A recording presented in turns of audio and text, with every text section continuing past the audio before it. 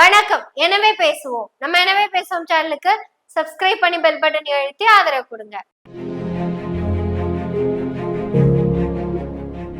எம்எல்ஏனா என்னன்னு தெரியுமா உங்களுக்கெல்லாம்? அவங்க வெறும் எம்எல்ஏக்கள் இல்ல, எல்லை சாமிகள்.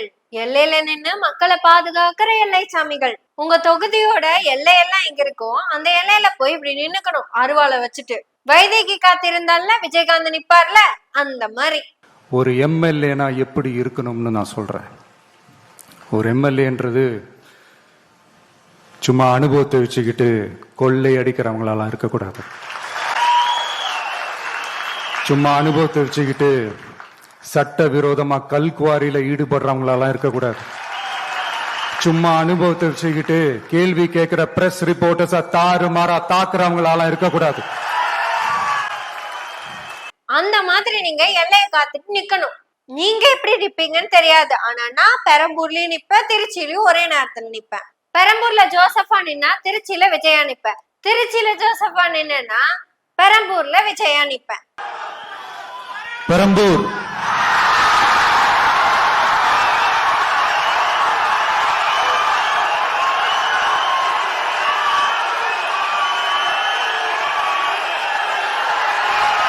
சி ஜோசப் விஜய். திருச்சி கிழக்கு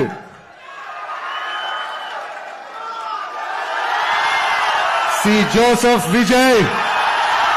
என்ன பார்த்து கத்துக்கங்க. ஒரு எம்எல்ஏ எப்படி இருக்கணும்னு என்ன பார்த்து கத்துக்குங்க. இது வரைக்கும் எம்எல்ஏக்கள் எப்படி இருக்காங்கன்னு உங்களுக்கு தெரியுமா தெரியாதா? இந்த போன எலெக்ஷன்ல சைக்கிள் எடுத்துட்டு போய் ஓட்டு போட்டல ஒரு எம்எல்ஏ. அந்த எம்எல்ஏ எப்படி தெரியுமா இருக்காரு? அவரு கல்குவாரி வச்சிருக்கிறாரு, போதை மருந்துகளை சப்ளை பண்ணிட்டு இருக்காரு. அதுவும் போக அந்த எம்எல்ஏ பிரஸ் ரிப்போர்ட்டர் ஏதாவது கேட்டாங்கன்னா அடிப்பாரு. அதுவும் போக அந்த எம்எல்ஏ மக்களை மதிச்சதே கிடையாது. ஆனா நான் எப்படி இருக்கேன்னு நீங்க எல்லாம் பாத்திருக்கீங்கல்ல. நான் இன்னும் வேட்பு மனு தாக்கல் பண்ணல, இன்னும் எலெக்ஷன்ல நிக்கல, நான் இன்னும் ஓட்டு வாங்கல, நான் இன்னும் எம்எல்ஏவோ ஆகல.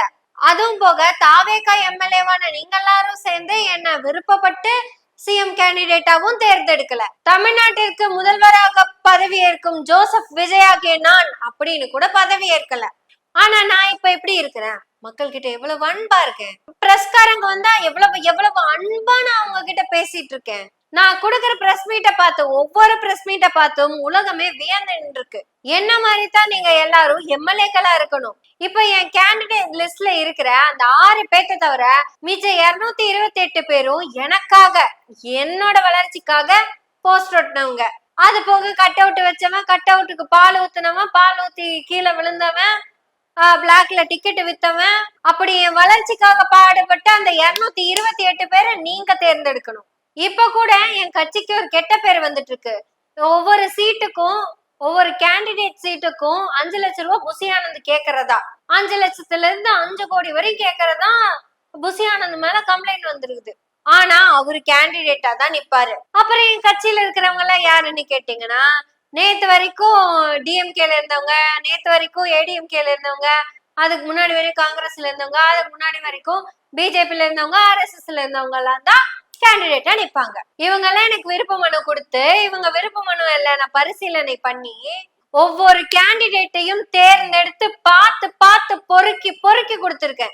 நம்மளுடைய அக்கா, நம்மளுடைய தங்கை, நம்மளுடைய அண்ணா, தம்பி அப்படின்னு சொல்லி நம்மளுடைய வேட்பாளர்களை செலக்ட் பண்ணி இன்னைக்கு உங்க முன்னாடி நான் ஒப்படைக்கிறேன். இத்தனை பொறுக்கிகளுக்கு, இத்தனை நான் பொறுக்கி எடுத்த ஒவ்வொரு பொறுக்கி கேண்டிடேட்டுகளும் உங்களுக்கானவர்கள். இப்ப என் கூட சேர்ந்து எம்எல்ஏ கேண்டிடேட்ல இருக்க எல்லாருமே உறுதிமொழி எடுப்பாங்க. இது வெறும் உறுதிமொழி அல்லங்க, இது வாக்கு வாக்கு ஏதோ ஒண்ணு. மக்களே, இது உறுதிமொழி எல்லாம் கிடையாது, இது உத்தரவாதம். எம்எல்ஏவாக தேர்ந்தெடுக்கப்பட்ட நான் மக்கள் பணத்திலிருந்து ஒரு ரூபாய் கூட எடுக்க மாட்டேன்.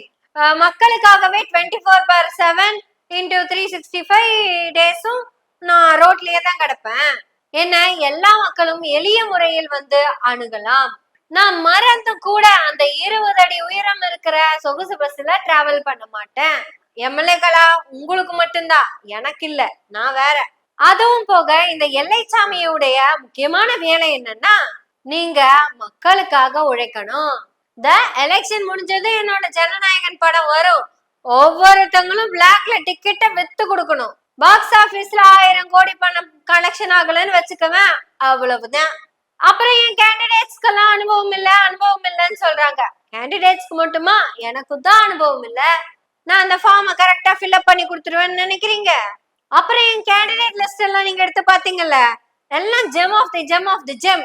தூத்துக்குடியில இருக்கிற முத்து நகர்ல போய் கடலுக்குள்ள முத்து குளிச்சு ஒவ்வொரு சிப்பியா தேடி தேடி எடுத்து அதுக்குள்ள இருக்கிற ஒவ்வொரு முத்தையும் எடுத்து அழகா கோர்த்து வச்ச மாலை மாதிரி முத்து மணி மாலை தமிழக மக்களை தொட்டு தொட்டு தாளாட்ட.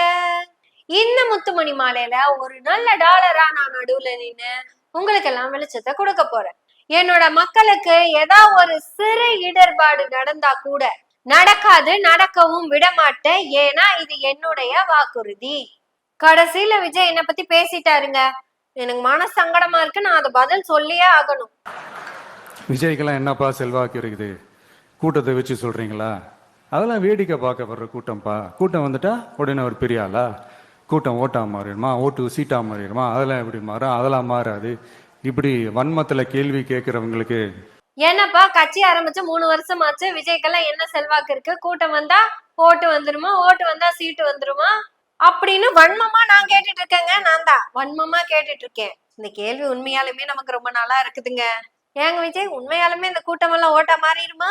அட கூட்டத்தை விட்டுருங்க விஜய், இப்பவே 53 ஓட்டை இழந்துட்டீங்கல்ல. அட 53 ஓட்டை கூட விடுங்க, வீட்டுல இருக்கிற 3 ஓட்டை இழந்துட்டீங்கல்ல. உங்க வீட்லயே உங்களுக்கு 3 ஓட்டு இல்லைன்னு ஆயிடுச்சு. அதுவும் போக 53 ஓட்டு போடவே வேற யாருக்கு கூட போட்ட கூடாதுங்கிற அளவுக்கு பண்ணிட்டீங்க. சாரி, தப்பா சொல்லிட்டேன். அந்த 53 பேர்ல 7 பேர் குழந்தைங்க, அவங்கள விட்டுறலாம். அப்ப 46 + 3 49 ஓட்டு உங்களுக்கு ஸ்ட்ரெயிட்டாவே இல்லைன்னு ஆயிப்போச்சு. இவங்களெல்லாம் இழந்தது யாரு? நீங்க தான், நாங்கெல்லாம் கிடையாது. இதுல என்னங்க எங்களுக்கு வன்மம் இருக்க போகுது? 53 பேர்த்த ஏங்க தேவையில்லாம கொன்னீங்க? கரெக்டா அந்த நிகழ்ச்சியை நடத்தி இருக்கலாமல்ல நான் கேட்டா, இதுல எப்படி எனக்கு வன்மம்னு சொல்லுங்க? எஸ், இது வன்மம் தான். எனக்கு உங்க மேல இல்ல, உங்களுக்கு மக்கள் மேல. ஏன்னா வன்மமே இல்லாத ஒரு மனுஷன் 20 அடி பஸ்ஸுக்குள்ள சேஃப்டியா தான் மட்டும் உட்கார்ந்துகிட்டு ஃபுல் ஏசி குளு குளு குளுன்னு உட்கார்ந்துகிட்டு அப்படியே சுவிட்ச ஆன் பண்ணா மக்கள் அப்படியே கொந்தளிச்சு கத்துவாங்க. அப்புறம் ஆஃப் பண்ணிடுவாரு. அப்ப சிரிப்பாரு பாருங்க. திருப்பி ஆன் பண்ணுவாரு பாருங்க, அப்படியே ஒரு சிரிப்பு, மக்களின் கொந்தளிப்பு, ஒரே கூச்சல். மறுபடியும் ஆஃப் பண்ணிடுவாரு, மறுபடியும் ஆன் பண்ணுவாரு, அதே நடக்கும். மறுபடியும் ஆஃப் பண்ணிடுவாரு. இதெல்லாம் ஏன்? மக்கள் மேல இருக்கிற அன்புனால பண்ணாரு. இது அன்பில்லைங்க அப்படின்னு நம்ம சொன்னோம்னா எங்களுக்கெல்லாம் அவர் மேல வன்மமாமா. இதெல்லாம் சொன்னா விஜய்க்கு புரியவா போகுது? நாம வீடியோவோட எண்டுக்கு வந்துருவோம். எவ்வளவு பெரிய வசதியான வாழ்க்கையா இருந்தாலும் எல்லாத்தையும் தூக்கி எறிஞ்சிட்டு உங்ககிட்ட வந்திருக்கிறேன். எவ்வளவு பெரிய வசதியான வாழ்க்கையா இருந்தாலும் எல்லாத்தையும் தூக்கி எரிஞ்சிட்டு உங்களுக்காக மட்டுமே வந்திருக்கிறேன். உங்களுக்காக நன்றி கடன் செலுத்துறதுக்காக மட்டுமே வந்திருக்கிறேன். அத்தனை வழிகளையும் தாங்கிக்கிட்டு உங்களுக்காக மட்டுமே நான் வந்திருக்கிறேன். சரி, விட்டுட்டு வந்த நீங்க எங்க கஷ்டப்பட்டீங்க? எங்கேயாச்சும் டோல்கேட்ல 3 மணி நேரம் ஏதாவது ஒரு நடிகருக்கு வேண்டி வெயிட் பண்ணீங்களா? இல்ல அந்த நடிகை வர அந்த அம்மாம் பெரிய வண்டியில வந்து விழுகிறதோ, இல்ல கூடையே வந்து தளபதி தளபதி தளபதி அப்படின்னு தான் கத்துனீங்களா? இல்ல அந்த நடிகர் பின்னாடியே வந்து நிக்கிற வண்டியில இடிச்சு விழுந்து தலையில அடிபட்டு 10-15 நாள் பக்கம் கோமால இருந்தீங்களோ? இல்ல மூச்சு திணறல் ஏற்பட்டு கரூர்ல இருந்த அந்த கூட்டத்துல தான் நின்னீங்களோ?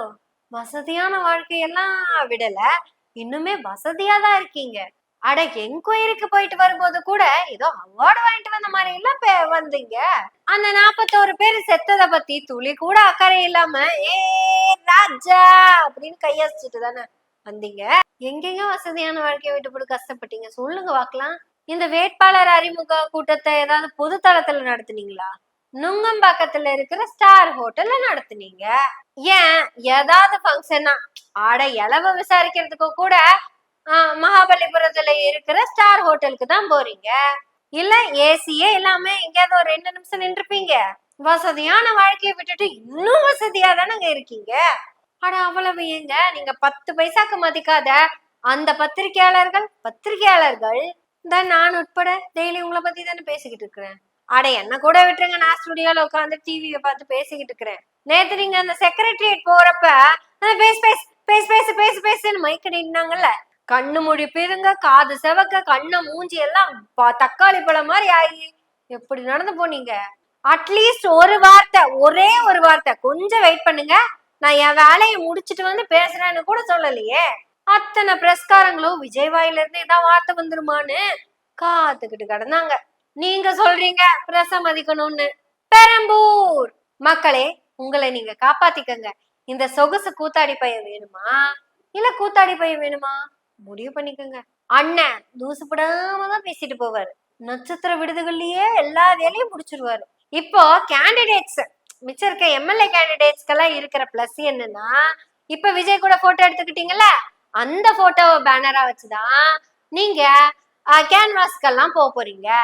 வாங்க வாங்க, ஏற்கனவே ஒரு பையன் போட்டோ எடுக்கலாம்னு சொல்லித்தான் எதுக்கு அதெல்லாம் பேசிக்கிட்டு சொன்னா அப்புறம் வன்மம் சொல்லுவாங்க. எதுக்கு? நமக்கு நம்ம வன்மம் எல்லாம் ஒண்ணும் கிடையாதுங்க. முழுக்க முழுக்க வன்மம் மட்டும்தான் இருக்கு. 53 பேர்த்த இறக்கமே இல்லாம சாகடிச்சவன் மேல வன்மம் இல்லாம வேற என்ன வரும்? வன்மத்தோட தான் பேசுறேன், வன்மத்தோட தான் பேசுவோம். எனவே பேசுவோம் நாள்தோறும். உங்களுடைய ஆதரவுகளை நன்றிகளோடு எதிர்பார்த்து கொண்டிருக்கிறோம். நன்றி, வணக்கம்.